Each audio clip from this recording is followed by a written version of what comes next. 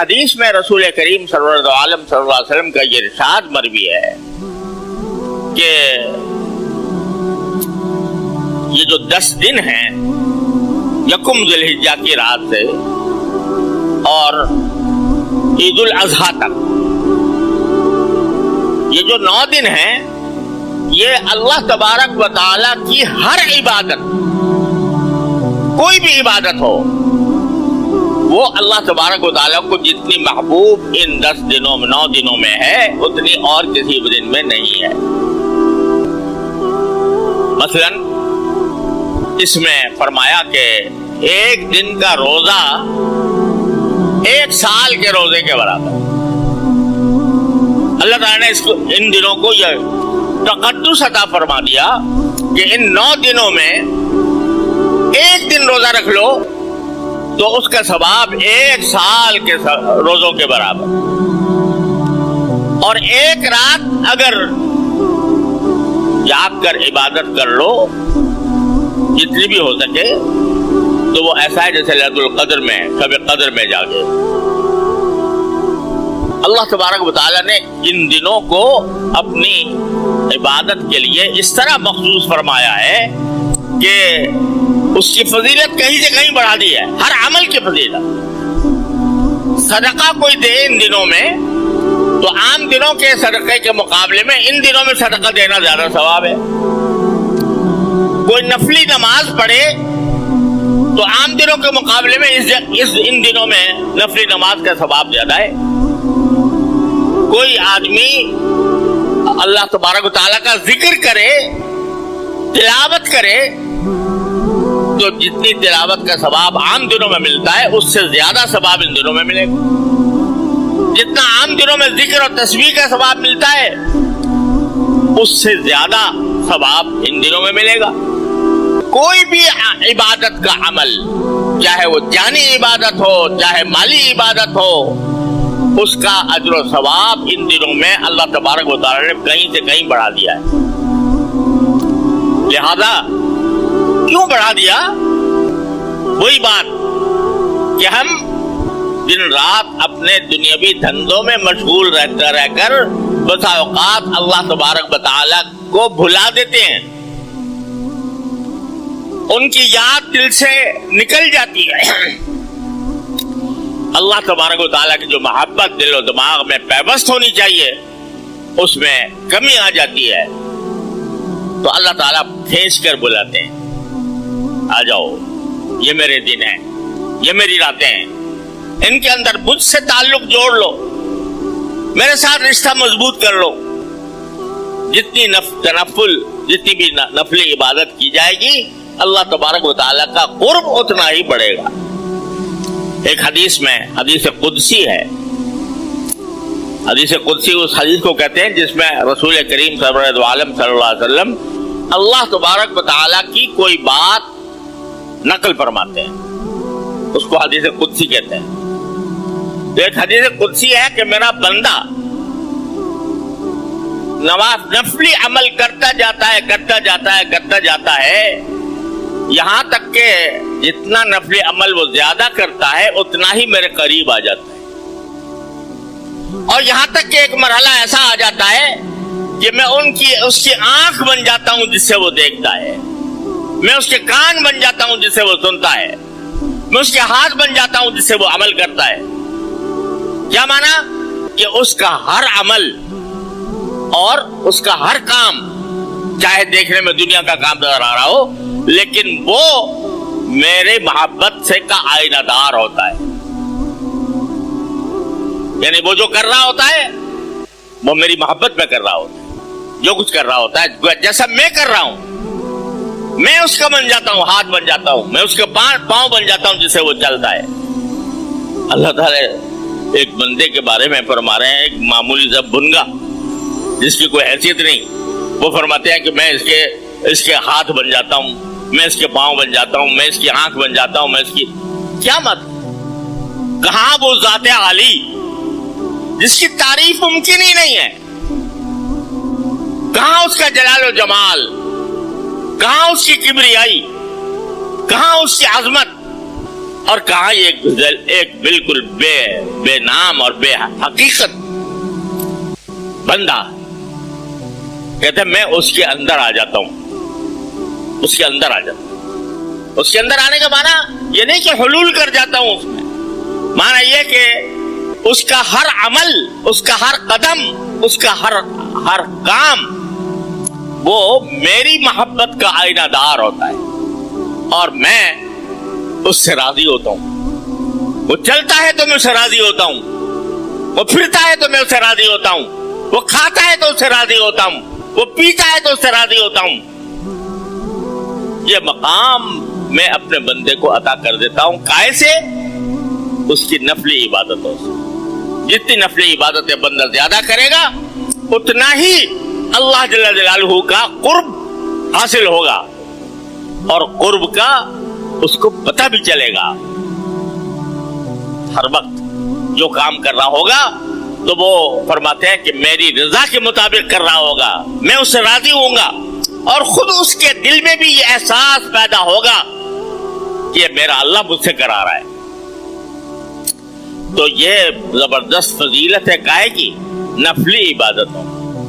کسی وقت بھی کرے آدمی, آج بھی کرے, کل بھی کرے, کسی بھی وقت کرے, دن میں کرے, رات میں کرے, جو بھی نفلی عبادت کرتا ہے وہ اللہ تبارک و تعالیٰ کے قرب کا ذریعہ بنتا ہے. لیکن ان دنوں میں تو فرما رہے ہیں, یہ دن جو آ رہے ہیں 9 ذی الحجہ تک, اس میں اگر جو عبادت کی جائے گی عام دنوں سے زیادہ, فرماتے ہیں میں مجھے زیادہ محبوب ہے. اے بندے تو عام دنوں کے اندر بھی میری نفلی عبادت کرتا تو میں تجھے اپنا قرب عطا کرتا, لیکن ان دنوں میں اگر کرے گا تو مجھے محبوب ہے تیرا عمل, مجھے تیرا عمل محبوب ہے ان دنوں کے اندر, جتنا ان دنوں میں محبوب ہے اور دنوں میں اتنا نہیں. لہذا یہ اگر دیکھا جائے تو لوٹ کا زمانہ ہے کہ بندہ اللہ تبارک و تعالیٰ کے قرب کے لیے اپنے آپ کو جتنا ہو سکے عام مشاغل سے ہٹا کر, تو مشاغل کو کم کر کے ان میں نوافل کا اہتمام کرے, نفلی عبادتوں کا اہتمام کرے. اگر روزہ رکھ سکتا ہے تو روزہ رکھے, نفلی عبادت کوئی بھی زیادہ کرے, تلاوت عام دنوں میں جتنی کرتا ہے اس سے زیادہ کر لے, جتنا ذکر تسبیح عام دنوں میں کرتا ہے اس سے زیادہ کر لے, صدقے کا اہتمام کرے, جتنا صدقہ دے سکتا ہے اللہ کے راستے میں وہ صدقہ کرے, اور نفلی نمازیں جتنی بھی اللہ تعالیٰ توفیق دے اس کا اہتمام کرے. تو فرمایا رسول کریم صلی اللہ علیہ وسلم نے کہ اور کوئی دن اللہ کو اتنے محبوب نہیں ہے عبادت کے لیے جتنے یہ دن محبوب ہے. ایک اور بات عجیب قسم کی ہے,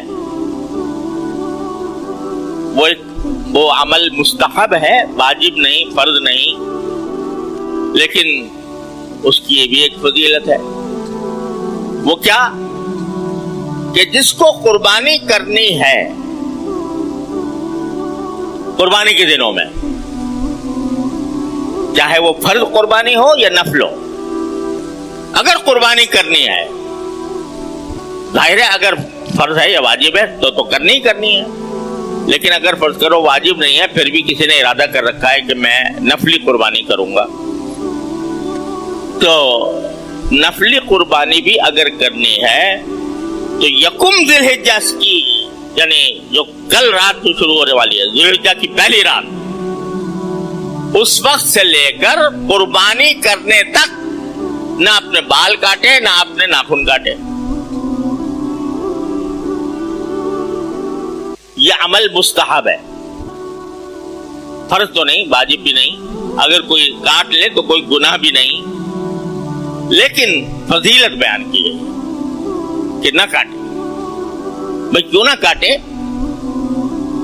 ناخن بھی نہ کاٹے اور بال بھی نہ کاٹے؟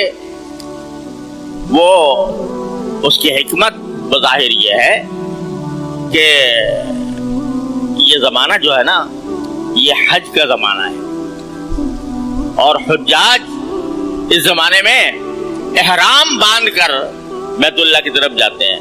افسوس ہے کہ اب ہماری بدعمالیوں کی وجہ سے اور کورونا کے कोरोना के जरूरत से ज्यादा खौफ की वजह से उस हज को भी अब महदूद कर दिया गया। अब यहां से कोई जा नहीं सकता। सारी दुनिया से लोग आया करते थे, अब नहीं आते, ममना है। सिर्फ सऊदी अरब के लोग हज कर सकते हैं, वो भी महदूद तादाद में।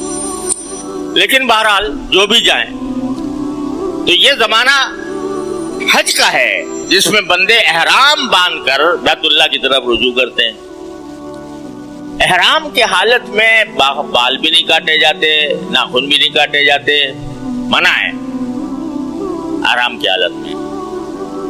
तो जो लोग हज पर कुदरत नहीं रखते या जो हज नहीं कर रहे, उनको कह दिया गया भाई तुम ये नाखून से काटने से बचकर और बाल काटने से बचकर थोड़ी सी मुशाबहत पैदा कर लो मेरे उन दीवानों की कि जो एहराम बांधकर मेरे बैतुल्लाह का हज करने के लिए आ रहे हैं। उनकी मुशाबहत पैदा करो और ये कह सको कि तेरे महबूब की या रब शबाहत लेके आया हूं, हकीकत इसको तू कर दे, मैं सूरत लेके आया हूं। तो शबाहत पैदा करने के लिए ये फरमाया गया मुस्तहब है कि तुम भी बाल न काटो और नाखून न काटो, ताकि तुम मुशाबे हो जाओ उन हुज्जाज के जो एहराम बांधे हुए हैं। तो शायद तुम्हारी इस मुशाबहत की वजह से जब मैदान अरफात में रहमतों की बारिश हो तो उसका कोई छींटा तुम तक भी पहुंच जाए, तुम पर भी पड़ जाए इस मुशाबहत की वजह से। ये मुशाबहत भी बड़ी दौलत है। ज़ाहिरी एतबार से किसी अल्लाह वाले के साथ मुशाबहत पैदा कर लेना, उसके किसी अमल के साथ मुशाबहत पैदा कर लेना, ये भी एक दौलत है और इस पर भी अल्लाह ताला की रहमतें मुतवज्जह हो जाती हैं। इसलिए यह हुक्म दिया गया है कि जुल्हिज्जा शुरू होने के बाद, यानी जुल्हिज्जा की पहली रात से और जब तक कुर्बानी न कर लो उस वक्त तक के लिए न बाल काटो ना नाखून काटो। अलबत्ता इसको फर्ज वाजिब नहीं किया। शरीयत ने अजीब हमारे आसानी का हर जगह लिहाज रखा है कि ऐसा भी ना हो कि लोग तंगी में पड़ जाएं। इस वास्ते कह दिया कि फर्ज नहीं, वाजिब नहीं, लेकिन मुस्तहब है। ऐसा करोगे तो इंशाल्लाह उसका सवाब मिलेगा। तो भाइयों, ये ज़माना आ रहा है और इंशाल्लाह शुरू होने वाला है। अल्लाह तबारक व तआला की रहमत से ये ख़ास दिन हैं।